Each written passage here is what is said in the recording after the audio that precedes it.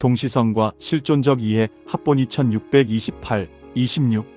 계시 신앙과 실존적 성화의 관계 속에서 본 동시성 개념의 보완적 이해. 기독교 신앙은 본질적으로 하나님께서 자신을 드러내신 계시에 기초한 종교이다. 성경은 인간이 스스로 도달할 수 없는 진리를 기록된 말씀으로 증언하며 교회는 이 계시의 객관성과 규범성을 지켜왔다. 그러나 이러한 강점은 동시에 하나의 긴장을 낳는다. 계시의 권위가 교리적 정확성에만 머물 때 신앙은 인간 실존의 깊은 질문과 성화의 실제적 과정으로부터 점차 멀어질 위험을 안게 된다. 이러한 관점에서 본 동시성의 논의는 이 긴장을 해소하기 위해 계시 신학을 약화시키려는 시도가 아니다.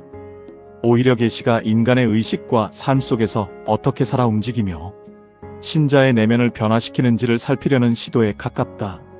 계시는 단지 알아야 할 진리가 아니라 살아내야 할 현실이며 성화는 교리의 반복이 아니라 존재 전체의 변형을 포함한다. 이 지점에서 인간 의식의 구조에 대한 탐구는 신앙을 대체하지 않고 신앙의 작동 방식을 이해하고자 한 것이라 할 수 있다. 칼 융의 동시성 개념은 이러한 문제의식 속에서 제한적으로 활용된다. 동시성은 인과율을 부정하거나 초월적 체험을 절대화하는 이론이 아니라 인간이 의미를 인식하는 방식에 대한 설명이다. 그래서 이 개념은 신적 섭리를 심리학으로 환원하기 위한 것이 아니라 인간의 물질적 삶과 영적 인식이 분리되지 않고 동시에 작동한다는 사실을 설명하는 도구로 사용된다. 신앙적 관점에서 볼 때 성령의 역사와 인간 의식의 반응은 기계적인과 관계로 설명되지 않는다. 오히려 말씀을 듣고 깨닫고 순종하는 과정 속에서 인간은 자신의 삶과 신앙이 하나의 의미망 안에서 엮여 있음을 경험한다. 이때 동시성은 신비주의적 개념이 아니라 계시가 실존 속에서 체험되는 양상을 설명하는 언어로 기능할 수 있다. 결국 본 논의는 계시와 실존, 교리와 성화, 객관적 진리와 주관적 인식 사이의 단절을 극복하려는 실존적이고 실제적인 신자의 삶의 태도와 신앙의 근본적 태도에 대한 시도라 할 수 있겠다. 27. 계시 신앙의 깊이를 향한 실존적 성찰과 통합의 모색.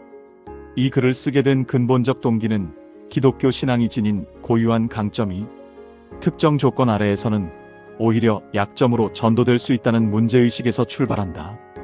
기독교는 계시된, 기록된 말씀을 중심으로 하나님의 뜻과 섭리를 증언해온 종교이며 이 계시 신앙은 진리의 객관성과 역사성을 지켜온 결정적 토대였다. 그러나 계시가 교리적 정확성과 문서적 정합성에만 머무를 때 신앙은 인간 실존의 깊은 질문과 분리되어 형식화될 위험을 안게 된다.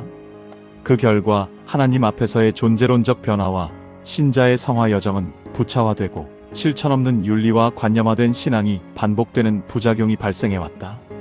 이러한 문제의식 속에서 본 글은 인간 존재가 물질적 조건 속에 놓여 있으면서도 동시에 영적 차원을 향해 열려있는 존재라는 사실을 다시 성찰하고자 했다. 이를 위해 칼 융의 의식이론과 동시성 개념을 해석적 도구로 제한적으로 참조하였다. 이는 기독교 신학을 대체하거나 수정하려는 시도가 아니라 계시 신앙이 인간의 의식과 삶 속에서 어떻게 실존적으로 작동하는지를 조명하기 위한 보조적 사유틀에 해당한다. 융의 동시성 개념은 인과율을 부정하거나 신비 체험을 절대화하는 이론이 아니라 의미가 인식되는 구조에 대한 설명이다. 본 논의에서 이 개념은 신적 섭리를 심리학으로 환원하기 위한 것이 아니라 인간의 물질적 삶과 영적 인식이 분리되지 않고 동시에 작동한다는 사실을 설명하는 언어로 사용된다. 이러한 관점은 그리스도 안에서의 영적 연합이라는 신학적 주제와 대화할 여지를 제공한다. 그리스도와의 연합은 현실을 떠나는 신비 체험이 아니라 이 세계 속에서 존재 전체가 하나님의 생명에 참여하는 사건이기 때문이다. 이러한 접근은 기독교 신비 신학의 전통과 일정한 맥을 공유하지만 이방 종교적 신비주의나 자의적 영성을 옹호하려는 의도는 아니다.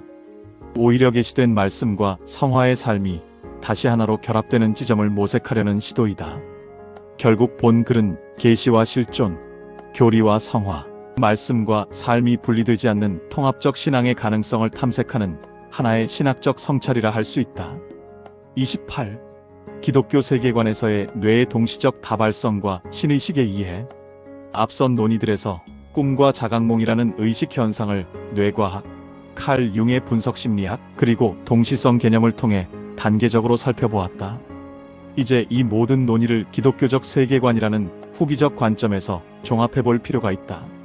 신앙적 관점에서 볼 때 이러한 의식 현상은 궁극적으로 하나님의 창조와 섭리 안에서 통합적으로 이해될 수 있다. 기독교 신앙은 인간의 뇌와 의식을 우연한 산물이 아니라 하나님의 창조 질서 안에 놓인 존재로 이해하기 때문이다.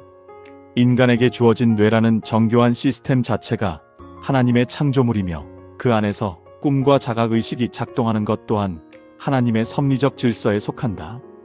따라서 인간이 꿈을 꾸고 나아가 그 꿈을 인식하는 능력 자체는 신적 선물로 이해될 수 있으며 하나님은 이러한 메커니즘을 통해 역사하실 수 있는 분으로 고백된다. 성경 전통에서도 꿈은 하나님의 뜻이 전달되는 중요한 통로로 등장한다. 요셉과 다니엘의 사례에서 보듯이 꿈은 단순한 심리 현상이 아니라 하나님의 계시와 인도하심의 방식으로 사용되었다. 오늘날에도 많은 신자들은 꿈을 통해 위로와 경고, 그리고 그 방향성을 경험한다고 고백한다.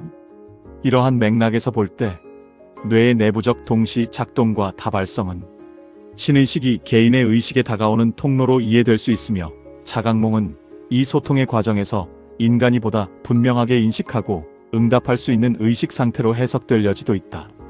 종합하면 꿈과 자각몽은 뇌과학적으로는 생물학적 현상이며 융의 관점에서는 개인과 집단 무의식이 드러나는 상징적 과정이다. 동시에 신앙적 관점에서는 이 모든 의식 현상이 하나님의 창조와 섭리 아래 놓여 있으며 이러한 신적 의식과의 만남이 가능해지는 장이 된다. 뇌의 동시적 다발성은 꿈을 가능하게 하는 메커니즘이지만 그 메커니즘을 통해 전달되는 의미와 경험의 궁극적 근원은 하나님께로 향한다. 이 지점에서 사실과 해석, 그리고 신앙적 관점은 서로 충돌하지 않고 오히려 의미를 확장하며 인간 의식에 대한 통합적 이해로 나아가게 한다. 인천 송도역 배짜마에서 이종하였습니다.